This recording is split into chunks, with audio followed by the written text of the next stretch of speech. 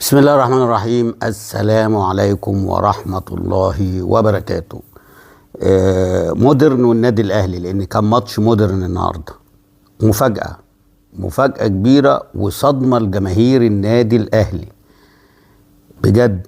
يعني كله متخيل ان النادي الأهلي بعد الصفقات هيكسب 4 و5 والدنيا هتبقى زي الفل، واخد بالك، وهياخد الدوري من اول 4-5 ماتشات. ولكن الكلام شيء وعلى ارض الواقع شيء تاني خالص. النهارده النادي الاهلي بكل الصفقات وكل الامكانيات بيتعادل بسبب مدرب مع كل الاحترام والتقدير هو عارف ان حتى لو لاعب فرقه اللي هي بتنافسه بيراميدز او الزمالك هيبقوا عاملين زون ديفنس بعد الصفقات اللي هي اتعملت الكبيره قوي دي.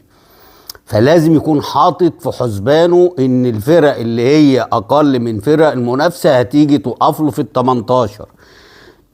يبقى كان لازم يبدا ب2 فراوده، كراديشار ومحمد شريف، وعلى الطرف زيزو، وعلى الطرف الناحيه الثانيه بن شرقي، وحط تحتيهم تريزيجيه، او اقلب حط زيزو زي ما انت حطيته النهارده تحت الفيرود، وحط تريزيجيه ناحيه الليفت عادي، ويبقى بن شرقي ناحيه الرايت. المهم يعني ان لازم تلعب ب2 رصد حربه سيرف.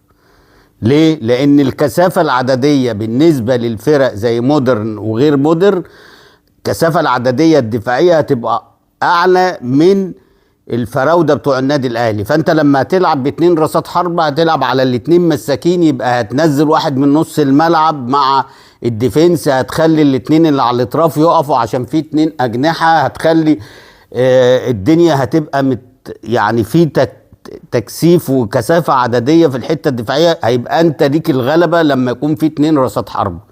ولكن طبعا الكلام دوت هو ما يعرفوش ولا هيعرفه ولا واخد باله منه ولا عمره هياخد باله منه، لان ده جاي مدرب جاي من يوم ما جه وانا قلنا مش هنحكم عليه في كاس العالم للانديه، وهو بقاله دلوقتي اكتر. هو جاي بالظبط يوم هنقول في شهر 6، النهارده احنا في 8، يعني بقاله شهرين. انت في الشهرين دولت ما قدرتش تعرف فرقتك وتعرف الفرق اللي انت تلعبها؟ يعني هل من المعقول ان انت تلعب مع مودرن النهارده من غير ما تتفرج عليهم؟ اكيد اتفرجت عليهم، واكيد عارف ان انت هيعملوا زون ديفنس، واكيد هيقفوا لك ورا. هم النهارده ما بيلعبوش كوره، ما بيلعبوا على ان هم ما يخش فيهم جول، وما يخشش فيهم التاني، وما يخشش فيهم التالت، واخد بال حضرتك؟ فهم بيلعبوا عاملين زون ديفنس، لان التعادل بالنسبه لهم مكسب، الهزيمه 1-0 بفرقه النادي الاهلي مكسب، الهزيمه 2-0 مكسب، 3-0 مكسب. شوف انا بقول لك ايه، 3-0 مكسب.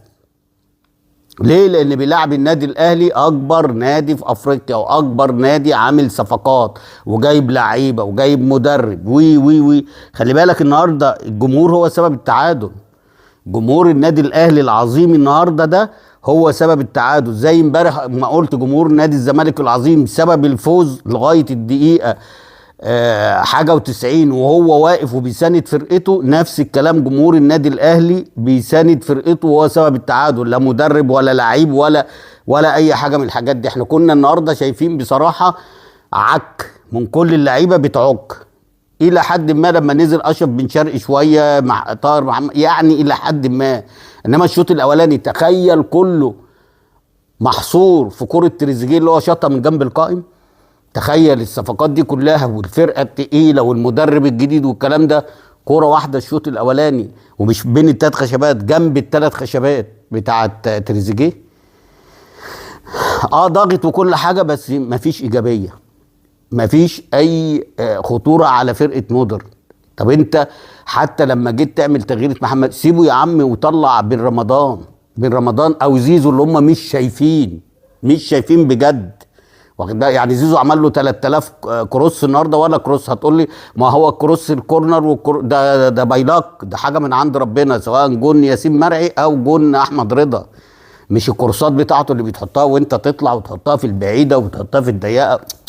ده عادي، كروسات عاديه جدا، انما هو انتاجه بصراحه لا هو ولا تريزيجيه النهارده. يمكن تريزيجيه الشوط اللي في الشوط الاولاني، ولكن فرقه ماسكه كوره بتلعب في نص الملعب ومستحوذه ومسيطره ولكن بدون انياب على المرمى.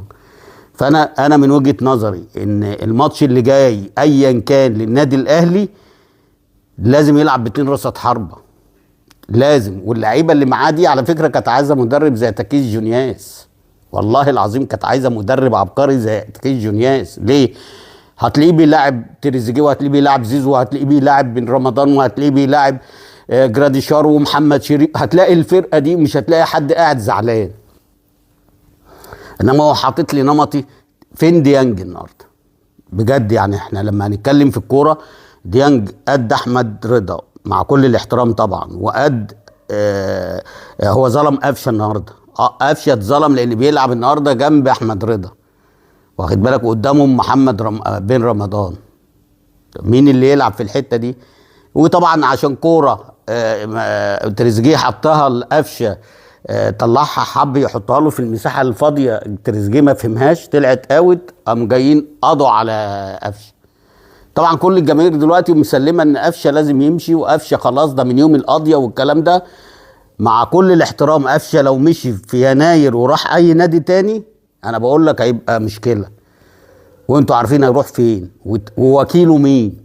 يعني هو له وكيل، والوكيل بتاعه مين؟ قفشه ده وكريم فؤاد. اسالوهم كده، قولوا لهم الوكيل بتاعكم مين. فانا بقول لك ان انتوا بتقضوا على لعيبه عشان لعيبه جديده. هي دي بقى الفرق بين الجماهير الفاهمه الواعيه اللي هي بتساند كل لعيبه النادي الاهلي، وان هي بتساند اللعيبه اللي هي لسه جايه وانت لسه ما شفتش منهم خير وما شفتش منهم على ايدهم بطولات. دول قفشه وشريف والناس دي جابوا بطولات للنادي الاهلي كتير، ولكن مش عارف يعني. المهم قفشه النهارده اتظلم لان الراجل اللي ظلمه طريقه اللعب هي اللي ظلمته، لان هو بيلعب جنب الراجل الديفندر، هي مش بتاعته. هو قفشه بيلعب تحت الفيرود عشان يبقى قريب من الراجل اللي هو الفيرود، قريب من الاثنين اللي هم على الاطراف، بيقدر يعمل لهم سرعات في تكتل دفاعي. قفشه ما يلعبش، ما ينزلش الا الشوط الثاني في الماتشات اللي زي دي اللي انت تعرفها ان هي فيها تكتل دفاعي وفي فرقه تقف في ال11 في ال18، لان قفشه لعبه في المساحات. يعني انا مثلا لما كنت بلعب، كنت لما العب احب الفرقه ان هي تبادلني الهجمات والكلام ده عشان يبقى فيه مساحات.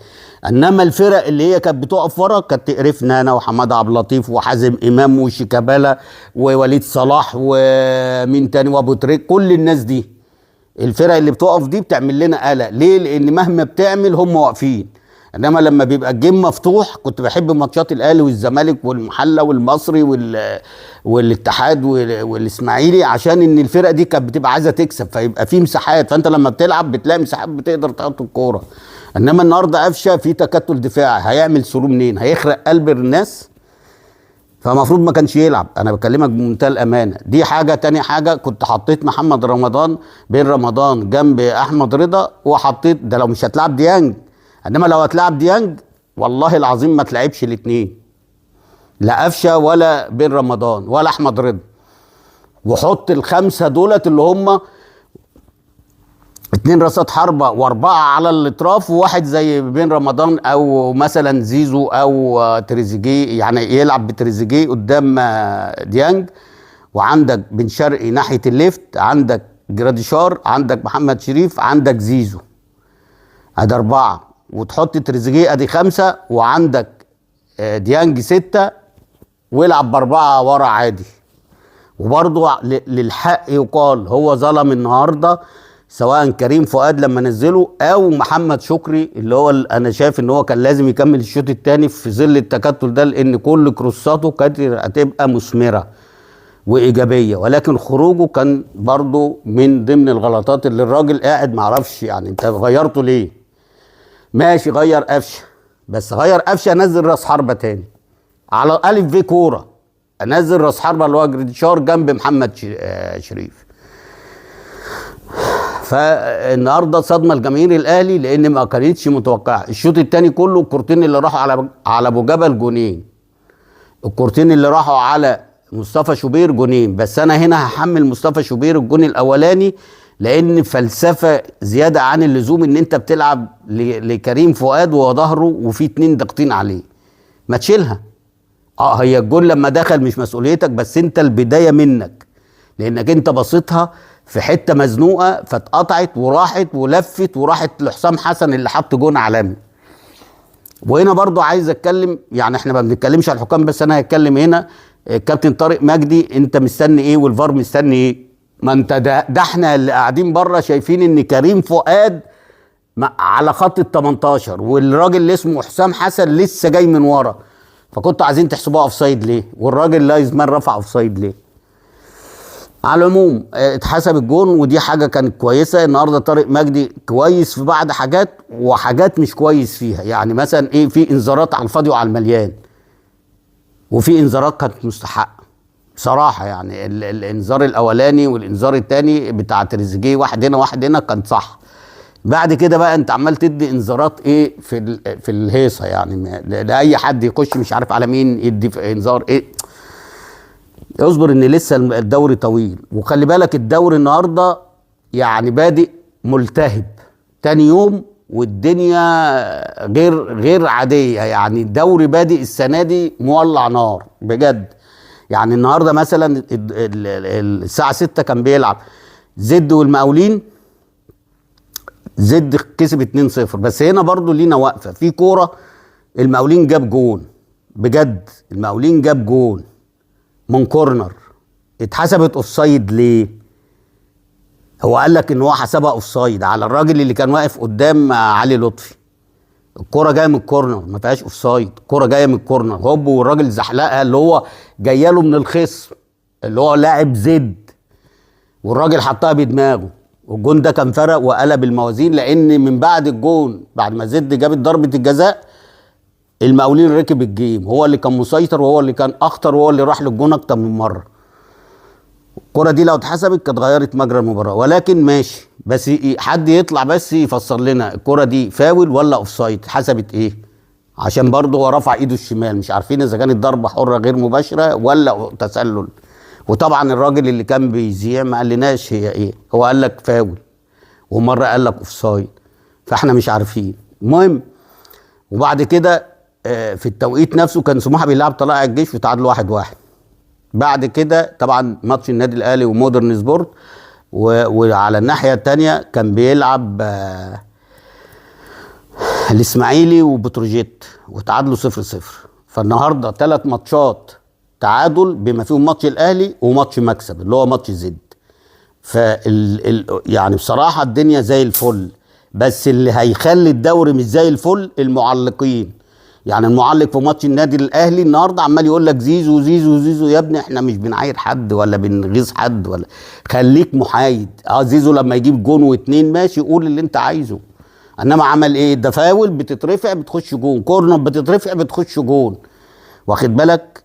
انت بتصير، يعني المفروض تصيط اللي جاب الجون اللي هو ياسين مرعي او الراجل انت بتصيط زيزو ليه؟ عشان ان هو مش من الزمالك. خلي بالكم الحته دي يا جدعان، انتوا اللي بتعملوا الاحتقان، انتوا اللي بتعملوا الفتنه. فالراجل اللي اسمه محمد عفيفي النهارده المعلق زيزو والروقان طب اتعادل الاهلي وزيزو موجود وتريزيجيه موجود وبن رمضان موجود، نلطم بقى ولا نعمل ايه؟ نعمل ايه؟ ما المفروض ان انت جاب الصفقات دي عشان تفرق، ما فرقوش ليه مع النادي الاهلي؟ فخلي بالكم عشان الجو ملتهب، انتوا اللي بتخلوا الجو ملتهب، واخد بال حضرتك؟ فيا ريت يا ريت اللي يذيع سواء للزمالك او للاهلي يخلي باله من النقطه دي. خلاص حته بقى ان انت ايه تجامل عشان تبقى موجود، الكلام دوت مفيش، لان في ناس دلوقتي ما شاء الله سواء في الهيئه الوطنيه للاعلام او غيرها هيبقوا ليهم حسابات تانية. احنا البلد عايزينها تبقى مستقره وحاجه زي الفل، وانتوا كمان تبقوا زي الفل، مش عايزين حد يعكنن علينا ويعمل احتقان. ولا انت عشان تجامل مثلا ان انت هتقعد، لا انت ممكن ما تذيعش تاني، لان احنا مش ناقصين في الجو الملتهب ده اللي حوالينا، مش ناقصين ان احنا يقول لك تتلغي الكوره، انت هتقعد في البيت وانا هقعد في البيت واللعيبه هتقعد في البيت وكله هيقعد في البيت.